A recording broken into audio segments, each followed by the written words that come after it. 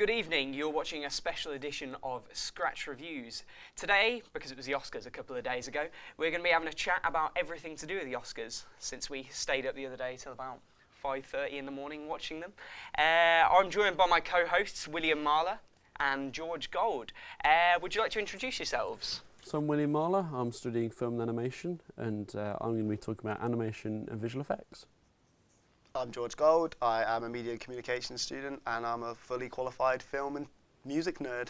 So, expert Fully qualified. then. Expert, fully qualified. Where did you get your qualification from? I want to see School your of diploma. Life, my friend. I want to see your diploma. I want these credentials. I don't like the way this, I feel like I'm being attacked already. It's sort of turned into an interrogation. It's going to be We're only war. about 20 seconds in.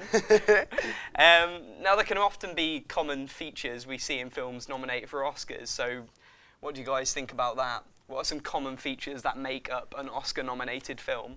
Well, we talk about the term Oscar bait, so like reaching for Oscars, etc. But especially this year, you see that all of the Best Picture nominations, apart from Mad Max, are based on either novels or other things. Yeah, They're all okay. adapted. So I've got a list here of like all the Best Picture nominations. So The Big Short was based on a true story and a novel by Michael Lewis. Bridge of Spies, based on a true story. The Martian, novel by Andy Weir. I hope I'm pronouncing that right. Probably not. Revenant, true story by Michael. True story and a novel by Michael Punk. Room, novel by Emma Donoghue.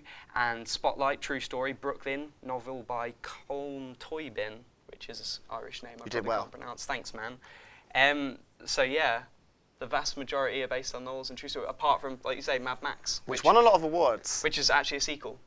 True. It's still not completely In original. all fairness, you're seeing that a lot these days, though, aren't you? The fact that there's not that many original feature films coming out in the mainstream. It's usually sequels or part of a bigger universe. Comic book movies. Exactly. Yeah, So, definitely. They're the biggest thing at the moment. But you've seen that a lot with animated films as well, in terms of things that make a good Oscar film. Because you've got studios like Pixar, which are just Oscar machines, really. They're coming out with films every year, and you can guarantee that usually every film that they come out with will be nominated for an Oscar. Only Inside Out this year, because they came out with two, Inside Out being the stronger one than The Good Dinosaur. The Good Dinosaur didn't get great reviews, did it? No, I didn't personally like The Good Dinosaur, but I thought I didn't mind I thought it, Inside but Out it wasn't Pixar's usual level. I'm Yeah. unqualified with this because I haven't seen it. A film that Matt hasn't seen. Yeah, That's, you know. I'm sorry. I'm just disappointed. I'm not upset. But I think Inside Out was the fact that you've got two films released by Pixar in 1 year is always going to be. There's always going to be one that's a lot stronger. And I think Inside Out, coming from Pete Docter, the guy that gave you Up and Monsters Inc., it's definitely It's worthy a beautiful of film. It's a beautiful film. worthy of the best animated feature. But you've also got people like the National Film Board of Canada, and even going back to the 60s, people like Norman McLaren and Ryan Larkin coming out with nominations for Best Animated Short.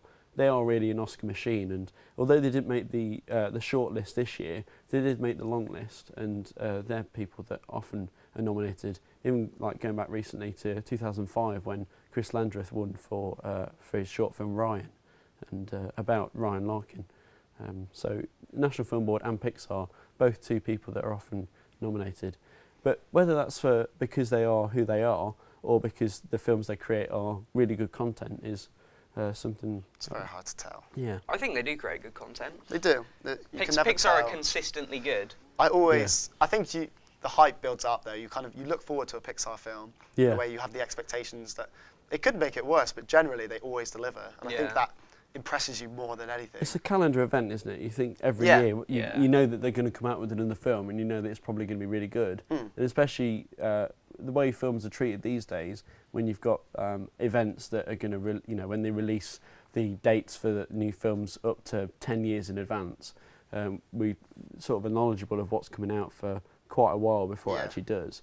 So we've known for a while that the Finding Nemo sequel, Finding Dory, is going to be coming out next year, and we've known about Inside Out for a couple of years as well. So it really is like building up the tension, and finally getting there is always going to produce something that's often worthy of an Oscar. Yeah, definitely. So I mean, when the nominations, well, it's a time of year when films come out around January time. We usually call them, like you say, Oscar bait. Yeah. So what do you think makes one of these Oscar bait films, other than based on a true story or based on a novel, as is evident by these nominations this year? Just going to come out and say The Revenant. He's they went through torture, the crew and the acting, whatever. It doesn't necessarily make it a better movie, but I got the feeling with The Revenant that they were really pushing for an Oscar. They wanted to clean up.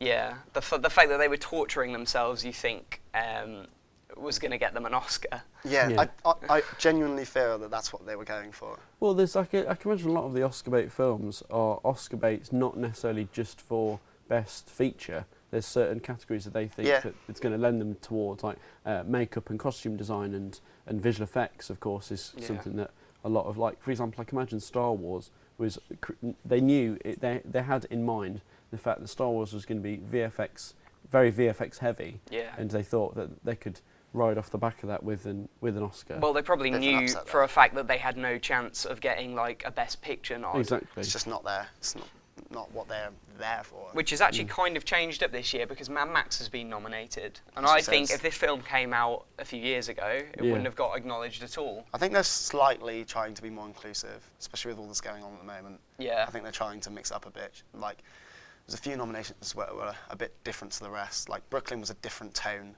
to the rest of the Best Picture nods. Mad Max, maybe even The Martian, even though it was based on a novel, it felt very different to all the rest of the Best Picture films. The Martian was never going to get as noticed, though. It felt like a token nod. Even though it was a very good film, it was really enjoyable. It was really fun, but you just get a feel, don't you, what might win. Yeah. I mean, it's those sort of films that, in terms of that sort of area of you know, what they're talking about, and space, and especially, you know, advances we do in space and science and stuff recently. I mean, starting with Gravity was sort of one of the films that started off, you know, Gravity, and then Interstellar, and then you got The Martian, and all these different films that you think are going to be showing space. Visually, it's, you know, something that's going to be great for visual effects Oscar, and story-wise, it's something that is used over and over again and stuff. So, so it's really something that I think that they're really riding off the back of the hype over space films at the moment, and films about that sort of area of life. Which maybe turns the Academy off. I'm not entirely sure. Yeah. There might. I mean, there's probably the Oscar bait concept is probably something that the Academy is very well aware of. Yeah. Well, they apparently have like 6,000 people voting for the films as well. Yeah. There's a crazy amount of people voting for them.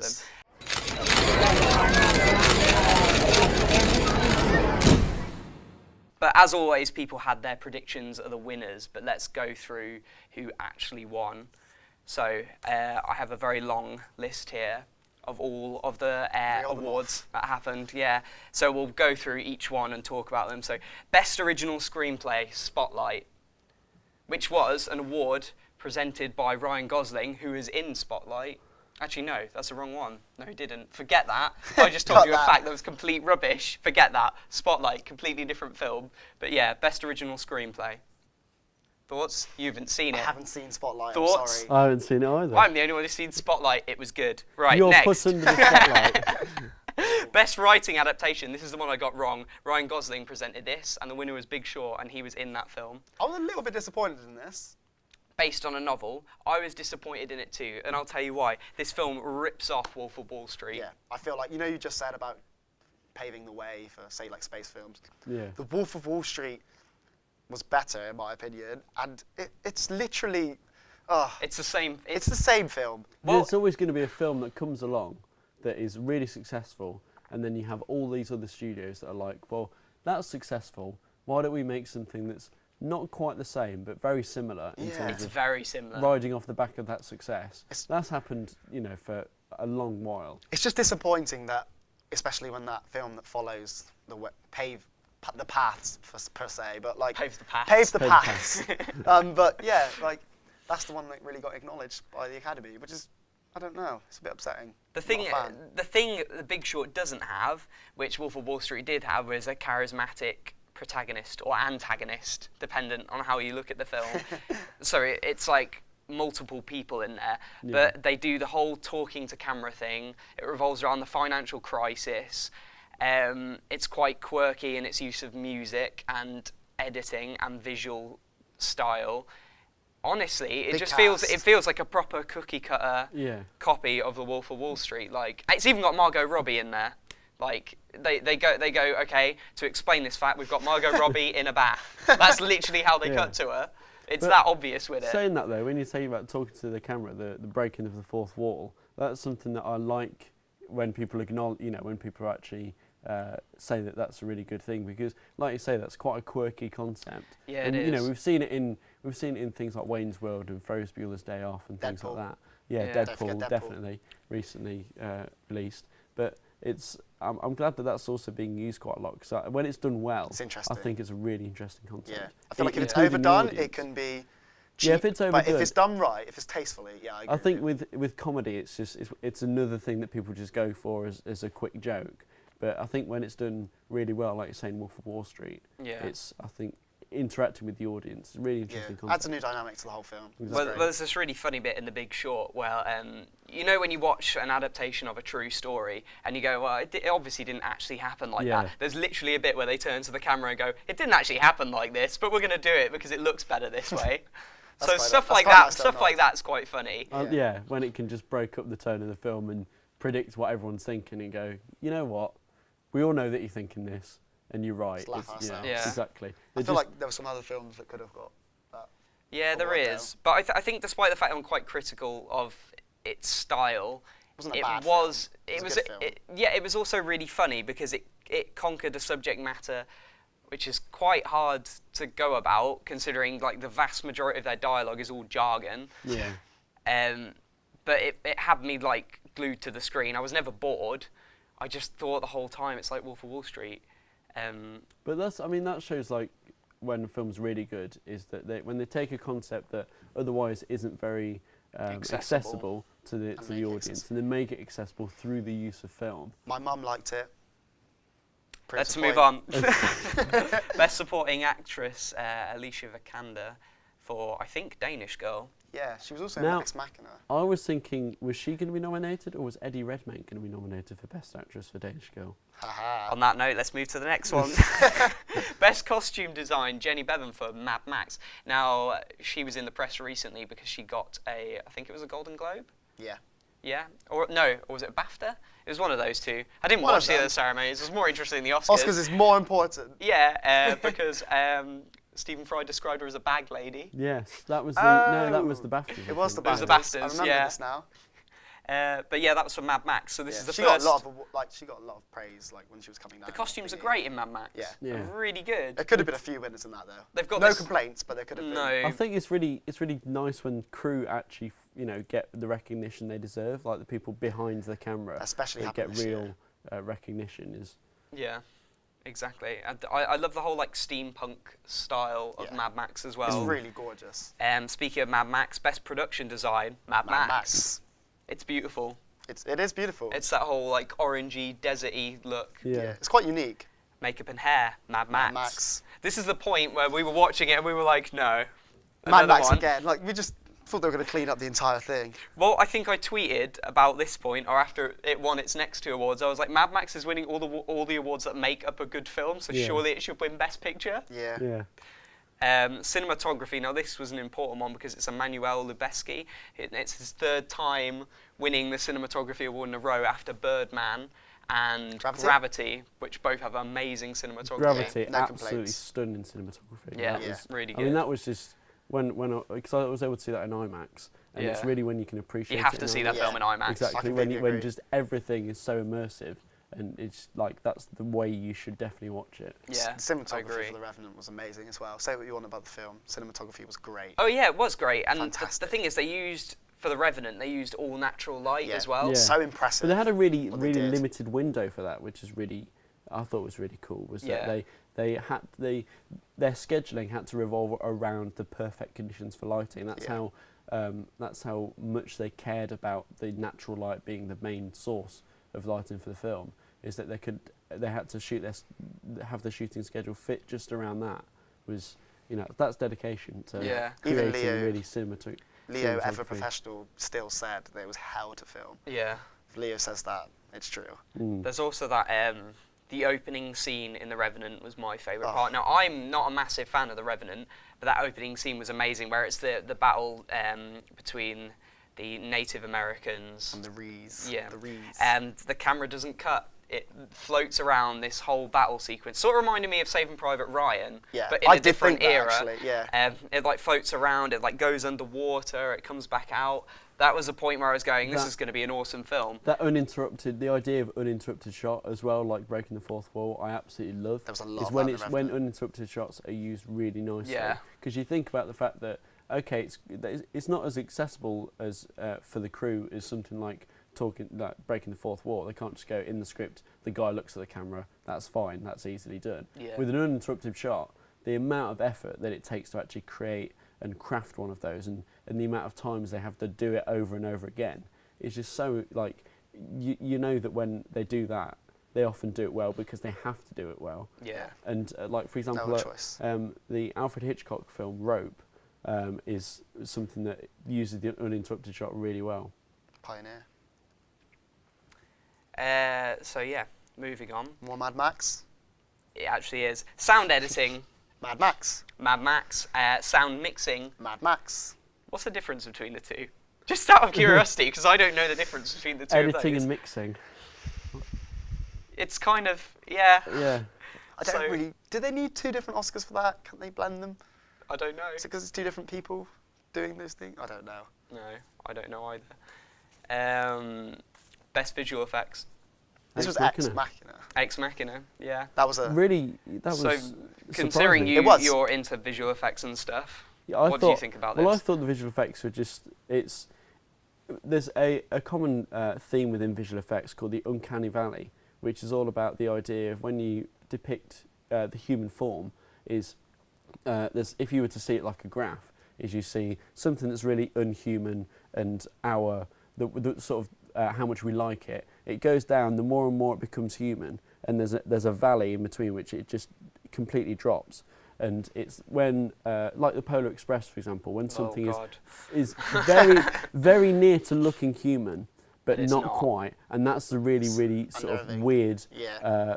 part of visual effects. Is when it is that's when it sort of throws you off a bit. It's like dolls. And in Ex real Machina life. obviously had that problem to have to overcome. Is the depiction of robots with a human form, and I think they did that so well that that it was just definitely worthy of the. Although it was a surprise, it was definitely worthy of the win. Yeah. Well, It was a nice nod, especially for I an think indie. my money at the time was on Star Wars, maybe? Yeah.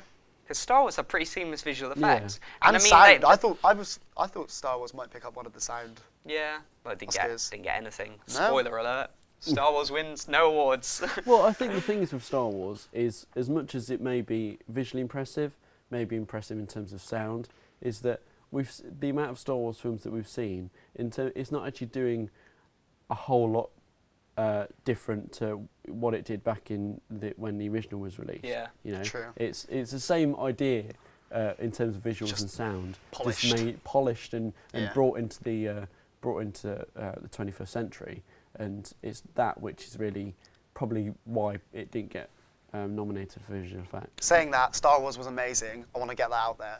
It was really good. Anyone who And says it wasn't good is a liar. the thing I like most about it is, as far as effects were concerned, it used a lot of practical effects. Yeah, It's impressive. nice because That's why I would have liked to see the nod, especially with the prequels using so much CGI. I was Yeah. literally about to say that. Yeah. I didn't even need to say That's why I it. was so impressed. Best animated short, Bear Story, not to be confused with The Revenant. Different thing. Definitely, it's that was really interesting as well because that was the first Chilean win. See, we were That's watching what they this. were saying. First When they win said for- Chile, it sounded like a different Healy? thing. I thought he said we're from a country called Healy. And I guessed Oh, that it was right. Chile, but we weren't sure. Yeah. We had a bit The of first accent win from problems. a studio from Chile, and it was really good because it's another film that you watch and you get a sense of what the story is, and then you read up on it and you watch it again and again. There's a subtext behind it. Yeah. It's all about the dictatorship within Chile, based around a bear being taken off to the circus. And the way it's done, I thought at first the animation was slightly clunky, and that's just coming from an animator's perspective. But then actually, when you finish the film, that's fairly irrelevant because you just come away thinking, how incredible it was. Yeah. But I was also slightly disappointed. As much as I've said that Pixar are an Oscar machine, I was really hoping that Sanjay Super Team would win Yeah. for Oscar because that was a real departure from what Pixar often do with a lot of their films. Although the short films for Pixar actually are quite a good experimentation field for them to be able to experiment with the different technologies that they've created and the different visual styles that they're going to then employ in other films. Like we saw it in The Blue Umbrella, they use motion capture and super realistic visuals, and it's not something that they can easily do with a feature film. So the short film is often something where they can experiment a bit more. It's like showcasing a different style exactly. as well. Like Sanjay's Super Team had a lot of 2D animation involved in it, like sort of comic book style. And we did see that in a couple of scenes in Inside Out, but the visuals within Sanjay's Super Team were a lot more experimental and visually deep, in my opinion. I guess in the Pixar big films, they have more pressure to make money. Yeah, At the end of the day, in the short films, they have the opportunity to do things like that. And especially like going on to technologies like motion capture and things like that, is you can't do something like that with a feature film without making the budget enormous. Skyrocket. Because if you're doing a film that's an hour and a half long, then you also don't want to be shoehorning technology in for the sake of it. Whereas a short 5-minute film is going to be a better outlet for those sort of technologies. They've just got it nailed. Speaking of Pixar, best animated feature, Inside Out.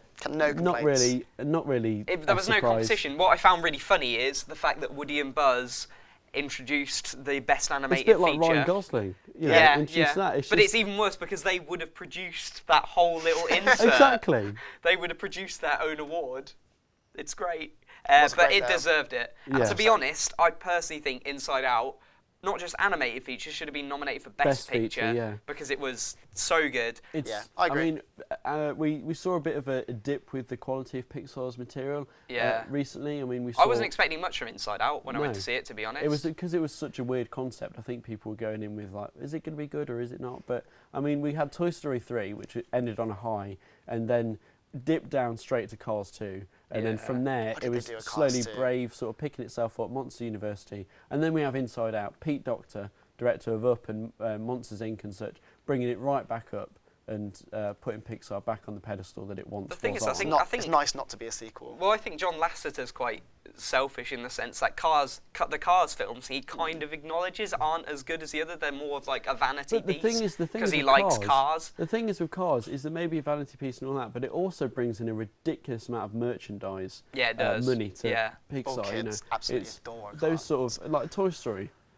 Toy Story 3 was completed, and they said, that's it, we're just going to do short films now, which I thought was a really good idea because Toy Story 3 wrapped it up really nicely, wrapped up the whole story, and you can extend it with just shorter pieces. Yeah. And then they said, okay, John Lasseter's now going to direct Toy Story 4. And it's just like, when... Do they need a Toy Story 4? They don't need a Toy Story 4. I love Toy Story. It's really sad it's they're like making any other sort of film. It's when you start making sequels and more sequels, it's slowly going to get diluted. They wrapped up Toy Story 3 in a perfect way.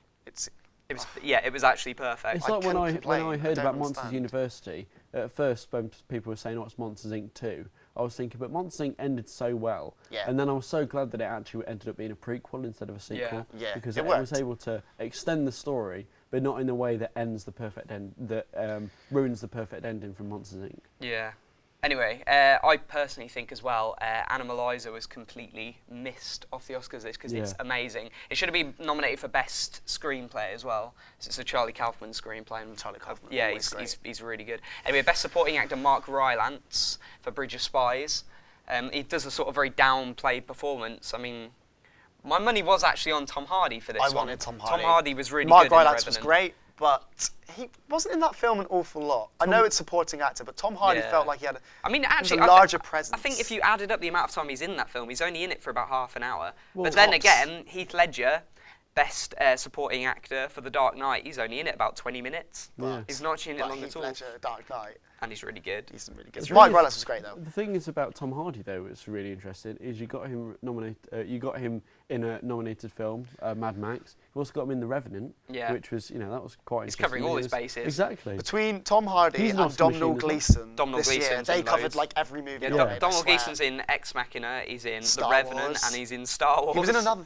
Well, he was in Brooklyn. Oh, was he in Brooklyn Best Picture nom? Yeah, he was in everything. He's getting his name out there. He is. He's blowing up. You said that as if he started his career. He's really, he's really getting a lot. I mean, his dad's Brendan Gleeson, so he hasn't really got much to worry about, really. True. Best documentary feature, Amy, which I thought was really good. Yep. I'll be honest with you, it's the only one I've seen out of the list of the best documentaries. Look of Silence is good as well, but it conquers a lot heavier subject matter. and it's also, I think, a sort of sequel to. I'm not even going to pretend I know the name for a film. Let's move on. Best foreign language film, Son of Saul. Seen it? No. Seen it? No. Let's move on. Best original music, Ennio Morricone for Hateful Eight. Legend. Has this guy won an Oscar before? I think it's his first. I'm pretty sure. He has literally one of the most iconic pieces of music in the history of film. Yeah. I'm pretty sure this is his first. That's why it was such a big deal. This was the first award of the night, because we're kind of doing it in a rough order, to get a standing ovation.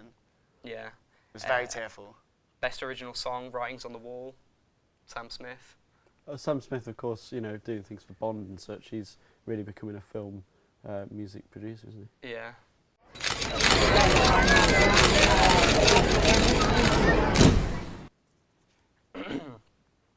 Okay, best director, Alejandro Inarritu for The Revenant. No complaints.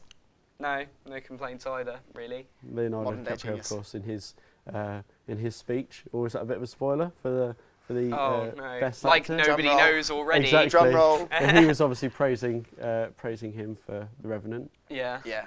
He's obviously had such a huge role in that film. Best actress, Brie Larson for Room. I don't know why I didn't watch Room. No, I don't know why you didn't watch Room. Desperate to watch it, I just didn't get round to it. You didn't see Room? No. So just before the ceremony, we were going to watch it, and you sort of bowled it. Like you got distracted. I was half focused. I was making. Got notes. about 10 minutes in, and that was it. But no, her performance is great. Really, really good. She's really young as well. She's only like 24, I think. Yeah. Which makes me feel bad for not winning an Oscar yet.